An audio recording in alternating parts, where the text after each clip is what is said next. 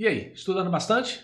Nessa aula nós vamos falar sobre o adicional de periculosidade. Nós já tratamos sobre o adicional de insalubridade e agora nós vamos falar sobre o adicional de periculosidade.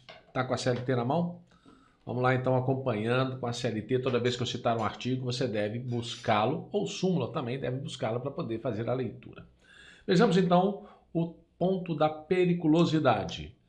Adicional de periculosidade está com previsão no artigo 193 da CLT e no seu parágrafo 1º nós temos que o trabalho em condições de periculosidade assegura ao empregado um adicional de 30% sobre o salário sem os acréscimos resultantes de gratificações, prêmios, participações nos lucros da empresa. Então você lembra lá na insalubridade, é 40, 20 ou 10% sobre o salário mínimo. Se não houver, lógico, uma convenção ou um acordo coletivo tratando de situação diferente. E o adicional de periculosidade é 30% sobre o salário do empregado. Mas não vai participar dessa integração do salário dele as verbas relacionadas a gratificações, a prêmios e a participações no lucros, a PL. Então, nós não temos isso. E o que vem a ser? Como que você vai identificar se a situação é perigosa? Tem que estar com previsão lá na CLT. Não basta estar trabalhando a 50 metros de altura ser considerado perigoso. De acordo com a CLT, nós temos que, quando o empregado trabalha com inflamáveis, com explosivos, com energia elétrica, na segurança pessoal e segurança patrimonial e a motocicleta. Tá aqui, ó.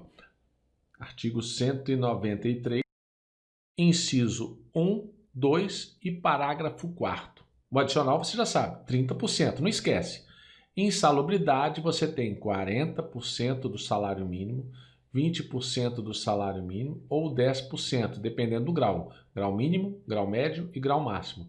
E a periculosidade é os 30% do salário, sem gratificações, sem prêmios, sem participações no lucro.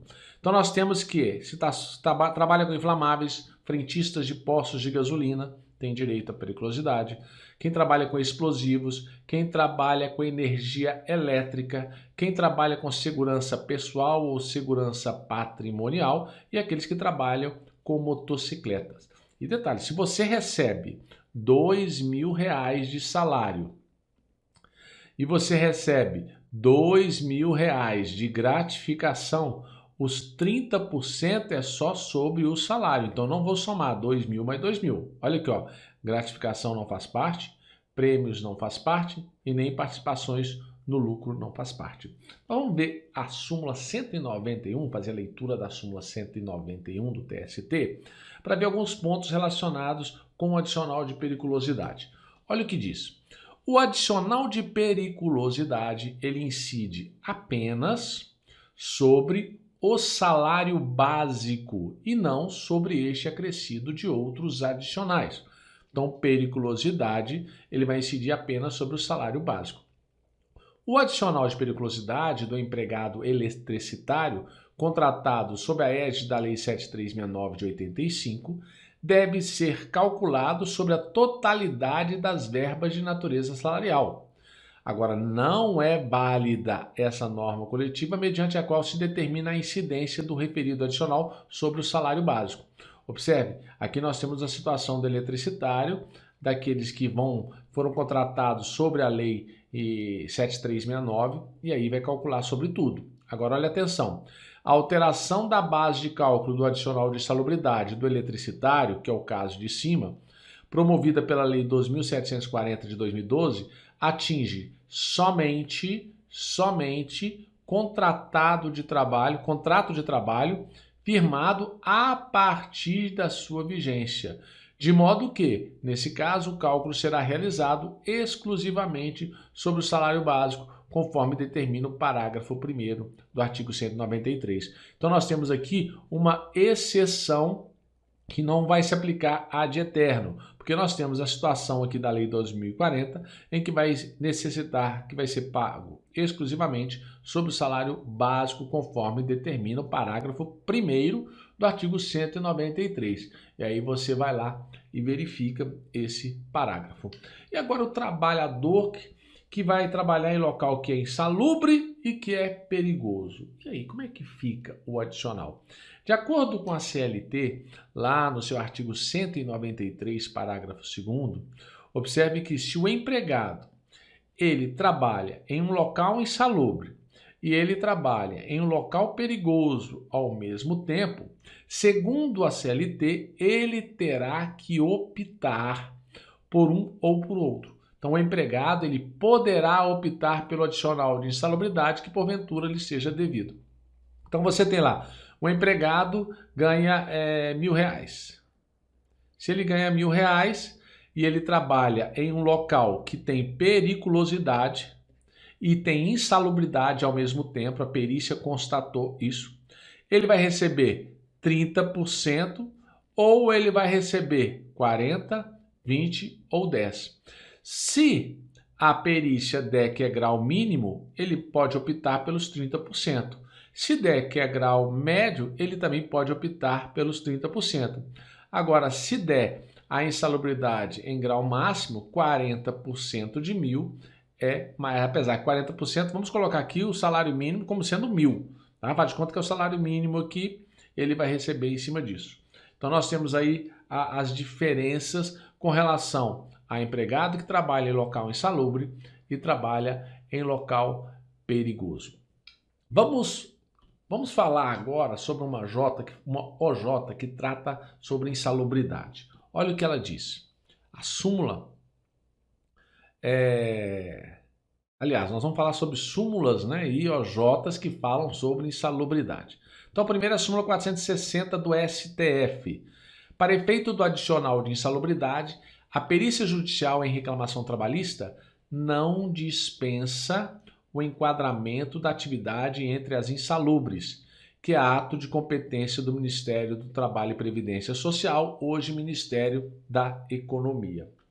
Traduzindo, se um perito constata que o local é perigoso, só esse fato não é suficiente para que o juiz condene no adicional de insalubridade, e nem que o empregador pague o adicional de insalubridade. É necessário que esteja previsto na portaria do Ministério da Economia, porque se não tiver, o empregador não vai estar obrigado a pagar o adicional de insalubridade. Então, detalhe, não basta apurar na perícia, não basta que a perícia tenha apurado a insalubridade, tem que estar enquadrada como atividades, né, insalubres na portaria do Ministério da Economia. Agora, imagine que o empregado trabalhe em um local que é insalubre, mas esse trabalho dele não é o tempo todo. É um trabalho intermitente. Ele trabalha de vez em quando em situações insalubres. Imagine um lavador de veículos que aparece um carro, 2 carros, 3 carros por dia para aquele lado. E lá ele utiliza produtos químicos para utilizar na limpeza dos veículos.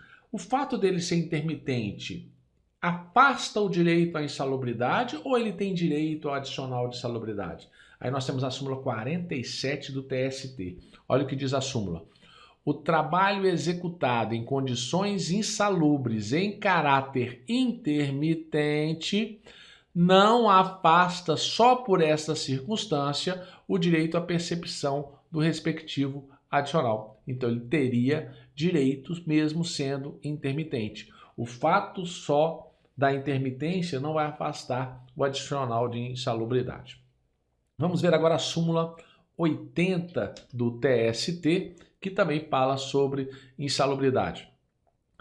A eliminação da insalubridade, mediante fornecimento de aparelhos protetores aprovados pelo órgão competente do Poder Executivo, exclui a percepção do respectivo adicional. Presta atenção. Não basta fornecer. Não basta o empregador fornecer. Ele tem que, além de fiscalizar a utilização, ele tem que constatar que esses equipamentos eles eliminaram a insalubridade. Se o empregador fornece o EPI, mas esse EPI não é suficiente para eliminar a insalubridade, o empregador estará sujeito a efetuar o pagamento deste adicional. Então, não basta só fornecer. E fornecer também tem que fiscalizar, não basta falar assim, ele não quer usar. O empregado ele é obrigado a utilizar. Tanto é obrigado que o empregador pode dispensá-lo por justa causa, caso ele não cumpra as determinações da empresa. Estaremos diante aí de uma indisciplina. E nesse caso, uma ordem da empresa, se ele não cumpriu, ele pode ser mandado embora por justa causa.